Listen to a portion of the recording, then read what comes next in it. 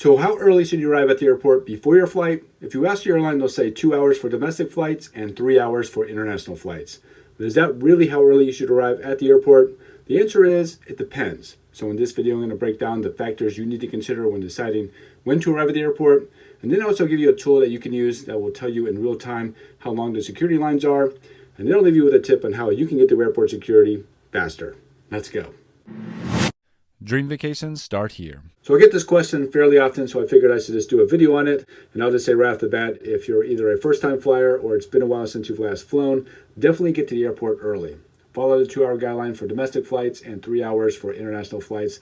The airport can get really busy and it can feel overwhelming for a new flyer. But if you've had a few flights under your belt and you kind of know what to expect, but you also don't want to get to the airport too early and have to wait longer than you have to, you're the person I want to talk to in this video. So let's start out with some factors to consider when figuring out what the ideal time to arrive at the airport is. Other than figuring out how long it's going to take you to get to the airport, the first factor to consider once you arrive at the airport is the parking situation. Now, if you're just getting dropped off, then you don't need to worry about this. But if you are parking at the airport, then how long is it going to take you to get inside the airport from the parking lot? For the airport where I live, unless you want to shell out $20 or $30 a day to park within reasonable walking distance to the airport, you end up parking in a faraway lot and then have to take a shuttle to get to the drop-off area at the airport. Now, I miscalculated how long this will take me on a few occasions and have nearly missed my flight.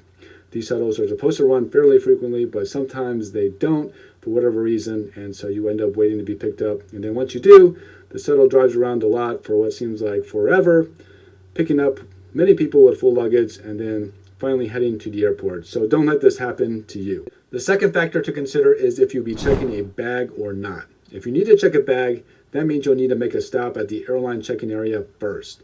Now, depending on the time of day, these check-in lines can be rather long. Most airlines require you to check a bag at least 45 minutes before departure. And if you miss that window, then you could be denied boarding altogether. Now, if you do not need to check a bag, then you could just check in online and either print out your boarding pass or get the digital one. And this will allow you to skip the check-in area entirely and head straight to security, saving you time. And this leads me to the third factor, which is how long it will take to get through airport security. And there's actually a really good app that you can use that will not only give you wait times for security in real time, but also give you historical data as well. And the app is called My TSA. What this app allows you to do is enter the airport you're going to be flying out of, and it's going to show you the current wait times for security and also any FAA delays that are currently going on. Then if you click on more details, it's going to break down the typical wait times for the airport by hour. So this will definitely help you gauge how early you should arrive to the airport. Now, just remember, as we get into the summer months, these wait times are likely to increase, and because the last couple of years have not been normal in the sense of passenger traffic, and you can expect longer wait times in general going forward. On the app, you can also check the TSA rules for items you are looking to pack to see what the restrictions are, as well as ask the TSA directly. The fourth factor to consider is how big the airport you are flying out of. If you're flying out of a major airport like Chicago, Atlanta, Charlotte, Dallas, considering all the other factors I just mentioned, definitely give yourself the full 2 hours for domestic flights and 3 hours for international. If you're flying out of a medium-sized airport like my home airport in Columbus, Ohio, or a Raleigh or Jacksonville, then you can cut your arrival time by 30 minutes. So an hour and a half for domestic and 2.5 hours for an international flight. For small airports like Birmingham, Pensacola, Wichita, that only have one terminal, an hour for domestic And 2 hours for international flights should be plenty of time. So how can you reduce your wait time at the airport? The answer is TSA PreCheck. In my opinion, joining this program is worth gold. Even if you only fly once or twice a year, it's still worth it because once you join the program, it's good for 5 years and it's only $85. In a normal security line, you have to take off your shoes, take your laptop out of its bag and place it in a bin, take your bag of liquids out, take off your belt and your jacket. But with TSA PreCheck, you don't have to do any of that. And you don't have to go through the body scanner. According to the TSA, 94% of TSA PreCheck passengers wait less than 5 minutes in line. And I can attest to the stat. I had PreCheck and was recently on a flight. I was not checking a bag. All I had was a carry-on and my laptop backpack and a light jacket on.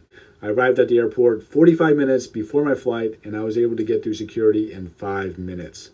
Once the TSA agent checked my ID, all I had to do was drop my bags on the belt to get scanned and walk through a metal detector. Security wait times are probably the most unpredictable if you're going through it just normally, but with PreCheck, The wait times are consistently 10 minutes or less, no matter how busy it gets at the airport, and this can save you significant time and hassle.